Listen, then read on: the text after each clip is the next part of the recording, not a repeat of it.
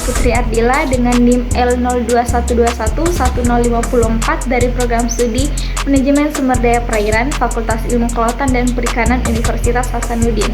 Pada kesempatan kali ini, saya akan membahas terkait dengan kerangka acuan analisis mengenai dampak lingkungan atau KA-AMDAL dari Rencana Pembangunan Bandar Udara Kabupaten Nias Selatan, Provinsi Sumatera Utara. Topik yang akan saya angkat dari kerangka acuan tersebut yaitu rencana proyek bandara, apa aktivitas dari proyek tersebut, dampak lingkungan yang ditimbulkan, serta tim ahli atau tim penyusun dari KA-AMDAL tersebut. Pada Provinsi Nagro Aceh Darussalam dan Kepulauan Nias, tim teknis AMDAL khusus telah dibentuk untuk melaksanakan proses pelingkupan yang terdiri dari penyusunan dokumen kerangka acuan AMDAL bagi setiap rencana kegiatan yang wajib AMDAL terkait dengan pembangunan rehabilitasi rekonstruksi di Aceh dan di Kepulauan Nias pasca gempa bumi dan tsunami yang terjadi 2004 silam. Oleh karena itu, salah satu kegiatan yang diajukan oleh Badan Pelaksana Rehabilitasi dan Rekonstruksi dari Nagro Aceh Darussalam dan Kepulauan Nias adalah rencana pembangunan bandar udara di Kabupaten Nias Selatan tersebut. Kegiatan pembangunan tersebut di bawah koordinasi Satuan Kerja Pemeliharaan Rehabilitasi Peningkatan Pembangunan Sarana dan Prasarana Transportasi di Kepulauan Nias. Satker atau Satuan Kerja ini bersama dengan pemerintah daerah akan berperan sebagai pemrakarsa dari kegiatan pembangunan bandar udara ini. Pembahasan pertama ada rencana proyek bandar udara di Kabupaten Nias tersebut. Pembangunan bandar udara di Kabupaten Nias ini masuk ke dalam kelas 4 untuk pendaratan pesawat sejenis CASA di Kabupaten Nias Selatan yang berupa pembangunan landasan atau airstrip sepanjang 30 x 1.400 meter beserta jalan masuk dan prasarana lainnya. Lokasi kegiatan ini berada di Desa Boto Hilitano, Kecamatan Teluk Dalam, Kabupaten Nias Selatan yang berjarak 15 km dari pusat kota. Kebutuhan lahan diperkirakan sekitar 200 hektar untuk sisi udara maupun sisi laut. Selanjutnya, kondisi lokasi ini diperkirakan di daerah perbukitan membentang dari utara hingga selatan, daerah dataran rendah sepanjang jalur pantai timur dan barat yang berbatasan langsung dengan laut. Status tanah sampai saat ini belum dibebaskan pemerintah Kabupaten Nias Selatan. Wow. Gambar di samping merupakan peta dari Kepulauan Nias, Sumatera Utara. Rencana kegiatan pembangunan bandar udara ini meliputi tahapan prakonstruksi, konstruksi, dan tahap pasca konstruksi atau tahap operasi. Pembangunan bandar udara ini meliputi pembangunan airstrip, sarana dan prasarana bandar udara, dan pembangunan jalan menuju lokasi bandara tersebut. Lokasi bandar udara seperti terlihat dalam gambar di samping. Pembahasan selanjutnya ada aktivitas proyek yang terdiri dari 3 tahap. Tahap yang pertama ada tahap prakonstruksi, yang kedua ada tahap konstruksi, dan ketiga ada tahap pasca konstruksi atau tahap operasi. Pada pemilihan lokasi dan studi awal terdiri dari identifikasi dan evaluasi potensial lokasi bandar udara, kemudian melakukan studi awal dampak lingkungan untuk menentukan potensi dampak negatif dan langkah-langkah mitigasi yang mungkin diperlukan. Yang kedua ada konsultasi dengan pemangku kepentingan, yaitu dengan mengadakan pertemuan dengan pemangku kepentingan termasuk masyarakat setempat, otoritas lingkungan, dan kelompok lingkungan. Yang terakhir ada perizinan dan persiapan dokumen, mendapatkan izin dan persetujuan dari otoritas lingkungan dan menyiapkan dokumen analisis dampak lingkungan.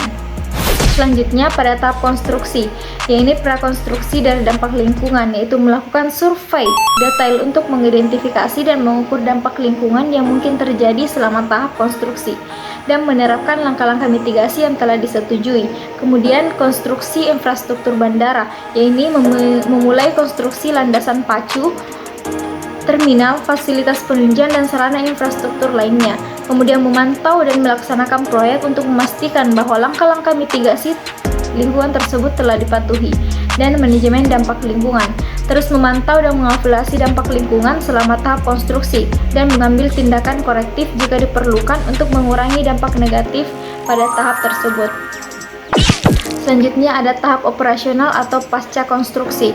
Untuk operasi bandar udara dimulai pada pemulai operasi bandar udara ini dengan memantau dampak lingkungan yang timbul selama operasi rutin, dan pemeliharaan dan perawatan terdiri dari melakukan pemeliharaan rutin dan perawatan fasilitas bandara untuk memantau dampak lingkungan yang mungkin timbul akibat pemeliharaan.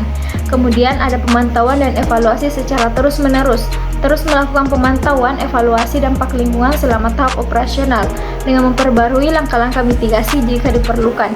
Dan yang terakhir ada laporan dan kepatuhan. Rutin melakukan pelaporan tersebut kepada otoritas lingkungan dan pemangku kepentingan terkait dampak lingkungan dan langkah-langkah yang diambil untuk mengatasinya, memastikan kepatuhan dengan semua persyaratan izin dan regulasi lingkungan. Selanjutnya kita akan membahas terkait dengan dampak yang ditimbulkan dari rencana proyek bandar udara di Kabupaten Nia Selatan. Nah, yang pertama ada dampak lingkungan. Pada gambar pertama, ini ada sebuah pembangunan proyek. Tentunya dari pembangunan proyek, baik itu pada tahap pra ataupun tahap sampai dengan tahap pasca, tentunya akan menimbulkan kebisingan terhadap manusia. Nah, selanjutnya ada gambar longsor. Nah, dari ketidakstabilan lereng dan potensi erosi serta longsoran ini pada bandara udara terjadi ketika tahap konstruksi ataupun operasi, di mana kegiatan gali dan timbun disarankan melakukan penanganan untuk menjaga kestabilan dari lereng tersebut sehingga tidak menimbulkan potensi sedimentasi yang akan menyebabkan longsor maupun erosi yang mungkin terjadi dari aktivitas penggalian yang dilakukan. Selanjutnya ada dampak dari kualitas udara, baik itu ditimbulkan pada tahap prakonstruksi hingga dengan pasca konstruksi yang tentunya akan berdampak buruk bagi kesehatan karena terpengaruhnya ke kualitas udara yang ditimbulkan. Selanjutnya ada genangan air, di mana dampak perubahan pola drainase ini khususnya limpasan-limpasan air di permukaan terjadi akibat pembangunan bandar udara yang berpotensi menyebabkan genangan. Hal itu biasanya terjadi dari aktivitas galian-galian juga. Dampak yang ditimbulkan yaitu ada dampak dari penggunaan material konstruksi jalan. Biasanya dari penggunaan alat berat ini akan mengganggu mobilitas atau mobilisasi alat berat yang diangkut di jalan raya apabila tidak diangkut pada saat malam hari. Ini akan menimbulkan kemacetan atau memperburuk kendaraan yang berlalu lintas. Selanjutnya, penggunaan material konstruksi yang tidak diambil secara terkonsentrasi di satu lokasi atau di satu titik ini akan menimbulkan beberapa masalah, di mana akan meningkatkan tingkat kerusakan, di mana kerusakan untuk lokasi dan ekosistem yang diambil dari tanah-tanah galian tersebut. Dampak yang ditimbulkan selanjutnya ada dampak tata ruang, fungsi lahan, dan pengembangan wilayah. Biasanya yang terkena dampak ini ialah masyarakat di sekitar lokasi pembangunan udara atau masyarakat yang terdekat dari lokasi tersebut, di mana dampak yang ditimbulkan biasanya ialah adanya pembebasan lahan atau desa yang terkena dampak ini, di mana tanaman-tanaman dan perkebunannya akan rusak akibat dari polusi udara yang ditimbulkan sebelumnya, di mana ladang ini akan dilakukan pembebasan lahan. Biasanya masyarakat mengeluh akibat pembebasan lahan, yang dimana masyarakat ini akan dibayar sesuai dengan lahan yang diambil alih fungsinya untuk pembangunan bandara. Akan tetapi masyarakat biasanya berpikir bahwa lahan-lahan yang dibeli dari proyek tersebut ini harganya cukup menurun atau tidak sesuai dengan aturan penjualan lahan yang biasanya berlaku di daerah tersebut. Nah, dari dampak tersebut biasanya masyarakat akan menolak adanya pembebasan lahan karena dari pihak atau dari pemrakarsa bandara tersebut ini membayarnya cukup kecil dan tidak sesuai dengan keinginan masyarakat tentunya. Dampak selanjutnya ada dampak sosial ekonomi budaya, di mana biasanya terjadi kesenjangan sosial antara pekerja pendatang dengan pekerja lokal. Perusahaan biasanya mengambil pekerja pendatang, di mana pekerja pendatang ini memiliki kesempatan kerja yang bagus dan keahlian yang sangat diperlukan oleh pemrakarsa, di mana memegang posisi-posisi tinggi, sedangkan masyarakat yang berada di sekitar lokasi tersebut biasanya hanya menjadi buruh dari pembangunan prakonstruksi ataupun pada tahap konstruksi. Selanjutnya, untuk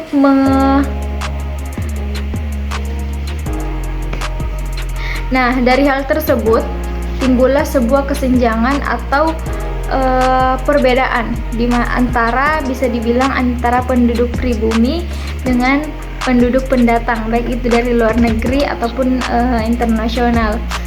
Nah, biasanya pekerja-pekerja ini tidak mendapatkan keahlian atau tidak sesuai dengan keahlian yang dibutuhkan untuk proyek tersebut. Nah, sedangkan dari internasional ini memiliki keahlian yang dibutuhkan dari pekerja-pekerja tersebut. Nah, dari dampak tersebut kita harus memikirkan bagaimana solusi yang ditimbulkan dari kesenjangan sosial ekonomi tersebut.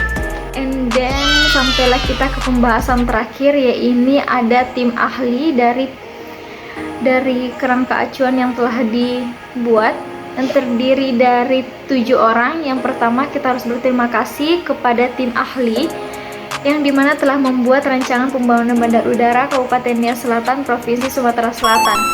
Pertama ada Bapak Insinyur Edi Utama, SMHK sebagai ketua, dan yang kedua ada Bapak Wonosoki Bulolo sebagai sekretaris, Bapak Salmonius Girsang SEMSI sebagai anggota, dan Bapak Insinyur Wirman Jambak sebagai anggota, Bapak Hamsa Lubis SHMSI sebagai anggota, dan Bapak Dr. Imam Santoso sebagai anggota, dan yang terakhir ada Bapak Widi Handoyono SKM MT sebagai anggota. Itulah tadi mengenai pemaparan saya terkait dengan kerangka acuan analisis dampak lingkungan dari proyek Bandar Udara Kabupaten Nia Selatan, Provinsi Sumatera Utara. Semoga apa yang saya sampaikan dapat bermanfaat bagi kita semua di masa mendatang. Terima kasih atas waktu dan kesempatan yang telah diberikan. Mohon maaf apabila ada kesalahan baik pengucapan kata ataupun pemahaman terkait materi tersebut. Wabillahi taufiq wal hidayah. Wassalamualaikum warahmatullahi wabarakatuh.